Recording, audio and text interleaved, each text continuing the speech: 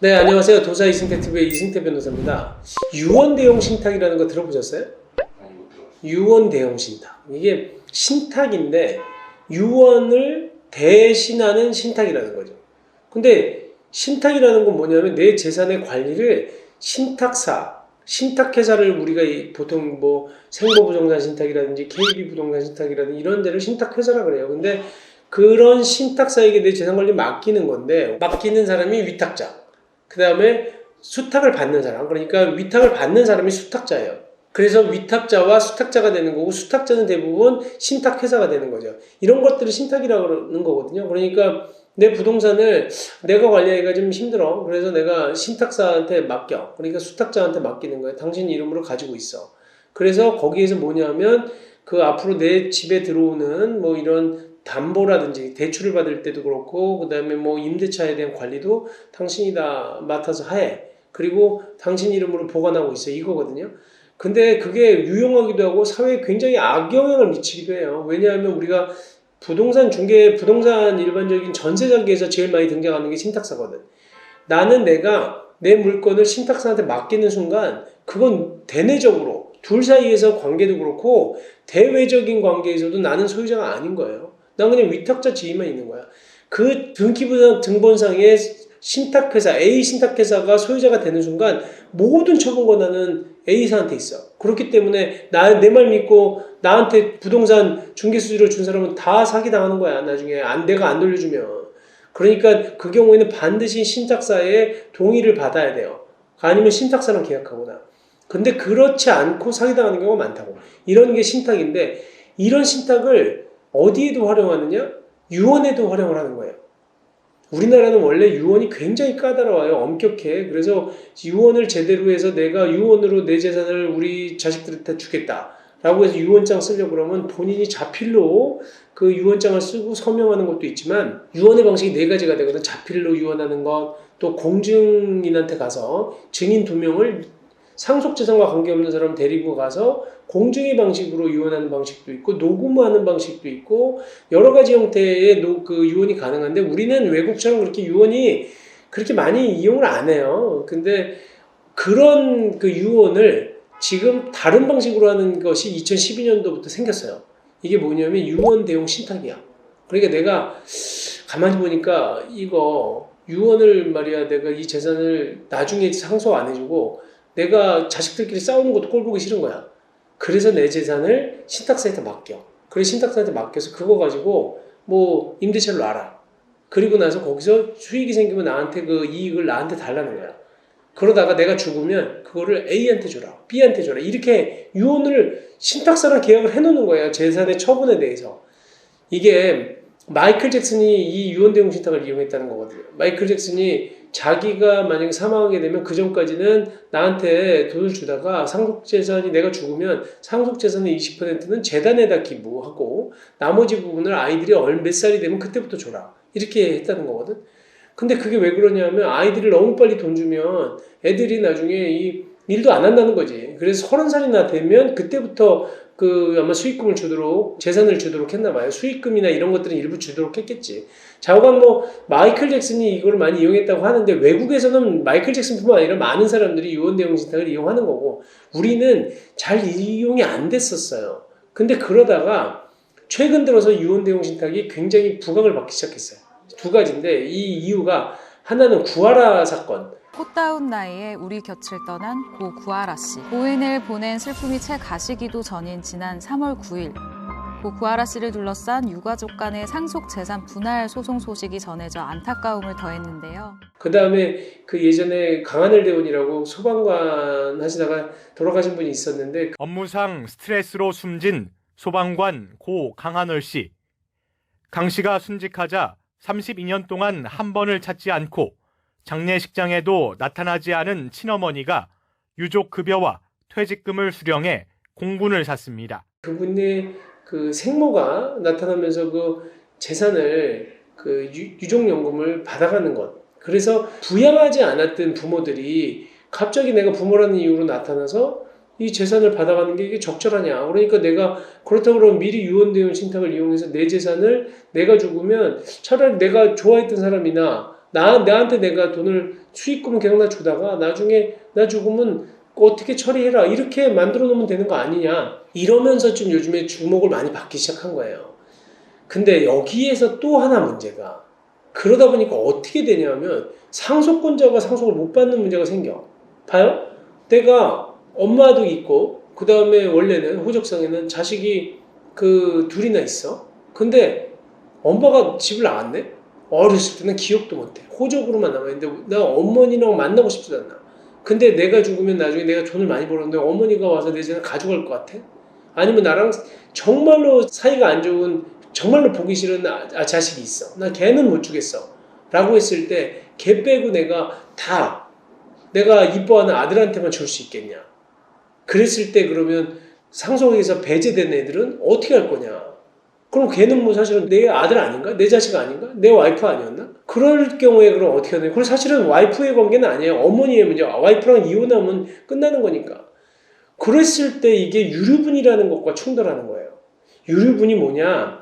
유류분을 그래서 여기서 살펴봐야 되는데 신탁은 왜 이런 조항이 생겼는지랑 또 하나는 유류분이 뭔지 살펴보고 제가 판례를 하나 설명을 드릴게요. 신탁법에는 이렇게 돼 있어요. 신탁법 59조에는 다음 각 호의 어느 하나에 해당하는 신탁의 경우에는 위탁자가 수익자를 변경할 권리를 갖는다. 이렇게 돼 있는데 이게 바로 유언 내용 신탁이라는 조항의 번호로 이름으로 있는 거예요. 그러니까 뭐냐면 유류분하고 관계가 되는데 유류분이라는 게 뭐냐면 법정 상속분의 기본적으로 2분의 1을 곱하거나 또는 3분의 1을 곱하는 게 그게 자기 몫이라는 거야. 유류분이라는 걸 정해놓지 않으면 한 사람한테만 상속을 다 몰아줄 수가 있잖아. 그리고 한 사람한테 증여를 다 해줄 수가 있다고. 그러다 보니까 자꾸 상속인들끼리 분쟁도 생기고 어떻게 보면 상속인들에 대한 그 상속재산이 침해되는 것. 그거를 방지하기 위해서 만들어 놓은 건데 어떻게 보면 내 재산 내가 주는 게 왜 문제야 라고 생각할 수도 있지만 사실 그런 경우가 옛날에 우리가 또 워낙 그 장자 상속의 어떤 그런 관습이 있었거든요. 무조건 큰아들한테 다 주는 거야. 둘째, 셋째, 넷째 다 있는데 부모를 엄청 많이 모셨어. 그런데도 불구하고 나는 큰아들이라는 것 때문에 여기를 다 상속을 해버리면 나머지 사람들은 그럼 뭐 받아? 고생은 고생대로 하고 하나도 못 받는 사회적 문제가 생기는 거지.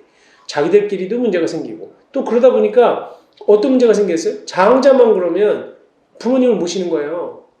그리고 딴 자가족들은 뭐 재산도 안 줄 건데라고 해서 신경을 안 쓸 수도 있잖아. 여러 가지 문제 때문에 60년도경에 아마 유류분제도를 법률에 들여왔어요. 그래서 이게 뭐냐면 유류분이라고 하는 건 자기 상속분의 2분의 1 거기에 대해서는 침해할 수 없도록 하는 거예요. 상속의 유언이나 증여에 의해서. 그게 유류분제도거든요. 그래서 기본적으로는 이런 유류분제도가 있는데 나중에 우리 유류분제도에 대한 다시 한번 제가 살펴볼게요. 의외로 유류분제도에 관심 있는 사람들이 많아서 그래서 보시면 유류분에 대한 상속 범위가 어떻게 되냐면 피상속인의 직계비속 자식들 있잖아요. 그 자식들은 법정 상속분의 2분의 1이 자기 유류분이에요. 그리고 또 하나 직계 존속은 법정 상속분의 3분의 1이 유류분이에요. 그 다음에 형제자매도 마찬가지로 법정 상속분의 3분의 1이 그 유류분이거든요. 그거를 침해할 수 없다는 거야. 근데 이게 충돌하는 거지. 내가 아까 얘기한 것처럼 소송이 실제 걸린 소송이에요. 여기서 뭐라고 했냐면 아버지가 돌아가시기 전에 2014년도에 4월 29일 날 신탁회사한테 내 재산을 다 넘겨. 신탁계약을 체결을 해. 그리고 자식이 누구가 있었냐면 D라는 사람과 B라는 사람이 있었어. 그랬는데 신탁 수익자는 누구냐? D야. 내가 죽으면 신탁사에서 모든 수익은 D한테 줘라. D한테 수익을 계속 줘라라고 한 거야. 처분도 이제 재산을 다 D한테 넘기라고 한 거지. 그리고 나서 사망을 했는데 그 B가 또 같은 자식이야. 어쨌든 이 B 쪽에서 소송을 제기했어요. 소송을 제기를 했는데 뭐냐 하면 원고 얘기는 이 신탁재산은 원래 유류분이라고 하는 건 증여나 유증이라는 게 유언으로 증여하는 거거든요. 신탁재산이 이거는 증여 또는 유증에 의한 재산이기 때문에 유류분을 산정하기 위해서 기초재산에 해당이 돼야 된다. 그러니까 신탁재산 있잖아요. 이렇게 유언으로 유언 대용 신탁을 이용해서 내려간 재산도 이거 유증이다. 원래 유류분 계산할 때는 상속 재산이 확정이 돼야 되거든. 거기에는 사전에 증여한 금액도 포함이 되어야 되고 또 그 유언에 의해서 증여된 것도 다 포함이 돼야 되기 때문에 그걸 따져봐야지 그 유류분을 얼마인지 알 수 있기 때문에 유언 대용 신탁에 의한 것도 유류분의 기초재산이 돼야 된다. 그렇기 때문에 이것도 그 재산의 2분의 1은 내 거다. 이렇게 주장한 거예요. 그리고 또 하나는 망인이 돌아가시면서 생존에 이 부동산하고 현금을 다 D한테 증여를 했고 그리고 그것 때문에 자기 상속분의 2분의 1에 해당하는 금액에 대해서 내가 부족이익 발생했으니까 돈 줘라 라고 했더니 이 피고가 뭐라 그랬냐면 이 신탁재산은 유류분산종의 기초가 되는 그 재산에 포함돼서 안 된다 이렇게 주장을 한 거예요. 그랬더니 법원이 뭐라고 판결을 했냐면 이게 진짜 큰 영향을 미칠 텐데 이 사건 신탁재산은 망인 사후에 비로소 피고의 소유로 귀속됐기 때문에 망인이 피고에게 신탁재산을 생전에 증여했다고 보기 어렵다. 그렇기 때문에 유류분, 생전에 증여한 재산이나 유언에 의해서 돌아가시면서 증여된 재산만 생전 그 유류분 재산의 기초 재산으로 보는데 이거는 그 전에 미리 신탁계약에 의해서 넘어간 거기 때문에 포함되기 어렵다. 그래서 지금 이 사건 신탁계약 및 소유권 이전은 상속이 개시됐든 이분이 돌아가신 게 2017년도 11월 11일이거든요. 그 전에 다 미리 넘어갔던 거였기 때문에 유류분에 포함될 수 있는 재산이 아니다. 그래서 인정을 안 했어요. 그래서 이거는 그 원고 청구를 기각해버렸어요. 그랬더니 이제 원고들이 항소를 했지. 이게 지금 잘못된 거다라고 했더니 결국 거기서도 받아주지 않았어. 근데 이게 대법원까지 안 가서 그런데 이 판결이 논란이 많아요. 그러면 유류분 제도를 갖다가 다 이 제도 이용하면 제도는 무용화되는 거 아니냐. 민법에서 보장하고 있는 유류분에 대한 권리를 침해하는 거기 때문에 이건 좀 잘못됐다라고 얘기하는 건데 이것 때문에 지금 신탁사에서는 이 부분을 많이 이용한다는 거지. 그리고 또 이거는 재벌들에서 자기 재산들을 이렇게 나누는 수단으로 사용되고 있는 거예요. 그래서 이게 굉장히 지금 유언대용 신탁이 요즘에 핫해요.